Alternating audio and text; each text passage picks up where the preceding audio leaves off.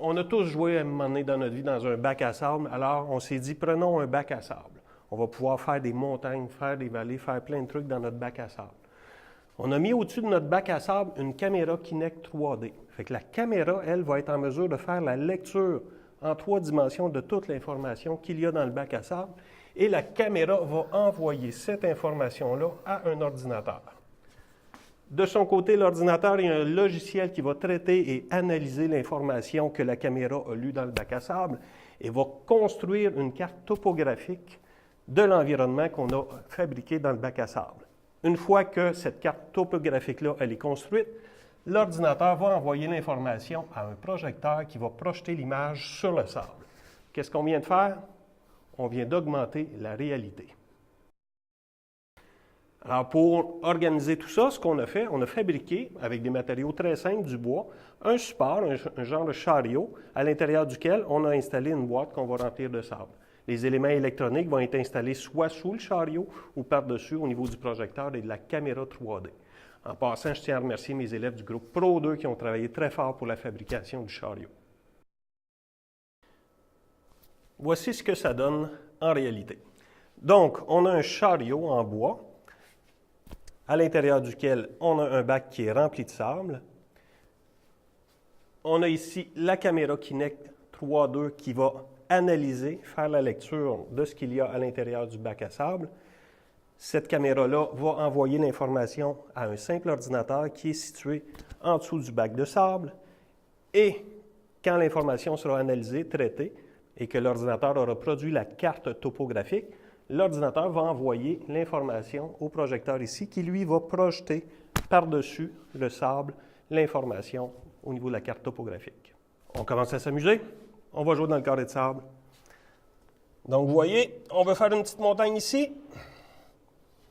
Je façonne la montagne, puis vous voyez, l'ordinateur produit la carte topographique et la projette sur le sable. On peut déplacer des montagnes en 2 temps, 3 mouvements. Et puis le logiciel réanalyse toute l'information du bac de sable et met à jour la carte topographique. Donc on peut y aller comme ça, on peut creuser des lacs, façonner des montagnes.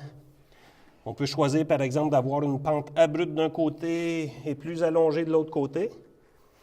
De cette façon-là, c'est plus facile d'interpréter par exemple que quand les courbes de niveau sont rapprochées, la pente est plus accentuée, par exemple, que de l'autre côté, où la pente est plus douce et il y a plus d'espace entre chacune des courbes de niveau.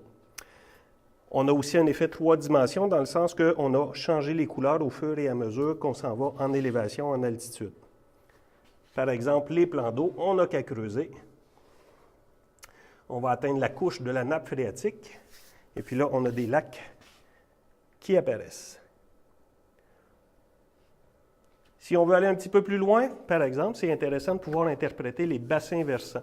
Les bassins versants, c'est d'être en mesure, à partir d'une carte topographique, par exemple, de déterminer dans quel sens coulent les ruisseaux. C'est en fonction de la pente, évidemment.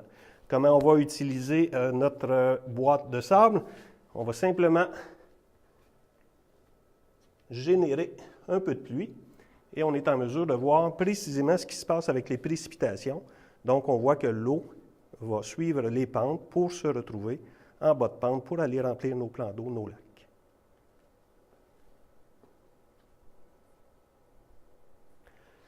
Donc, c'est un outil qui, dans le cadre des cours de géographie, d'orientation en forêt, va être super utile.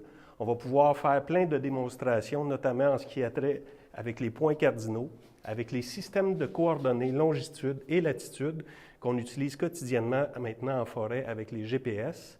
On va également être en mesure de déterminer les coordonnées précises de certains objets qui se trouvent sur le territoire. Éventuellement, on va être en mesure aussi de déterminer de quelle façon on s'y prend pour déterminer le relèvement ou la direction qu'on doit prendre pour se rendre d'un endroit à l'autre en utilisant la boussole. On est en mesure donc de fabriquer des montagnes avec des topographies particulières. Également, faire la démonstration des bassins versants pour indiquer, par exemple, le cycle de l'eau. comment ça peut fonctionner dans un territoire, puis quel effet ça peut avoir sur les habitats fauniques, sur les travaux d'aménagement forestier, par exemple.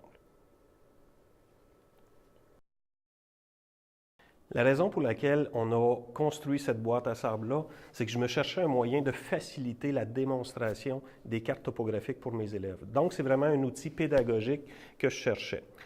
Comment je m'y suis pris? J'ai fait simplement des recherches sur Internet et puis éventuellement, j'ai trouvé un document sur YouTube qui parlait des boîtes à sable à réalité augmentée. Ça m'a intéressé beaucoup. J'ai cherché, j'ai fait des recherches, j'ai fouillé et je me suis rendu compte que finalement, on pouvait le faire nous-mêmes. Ce n'est pas nécessaire d'acheter un truc, bien que ça existe, on peut l'acheter tout construit. Mais sinon, c'est quand même d'une grande simplicité. Il s'agit simplement de construire le chariot en bois ou avec d'autres matériaux qui pourraient être recyclés, réutilisés. Et puis, tout ce dont on a besoin, c'est un ordinateur avec une très bonne carte graphique. Ça prend un projecteur, une caméra 3D Kinect. Et puis, tous les logiciels qui permettent de faire fonctionner l'appareil sont disponibles gratuitement sur Internet. La fabrication du chariot comme tel, ça a pris quelques jours seulement avec mes élèves dans le cadre du cours de bâtiment et infrastructure. Donc, on a bricolé ensemble pendant quelques jours en atelier pour arriver à ce résultat-là.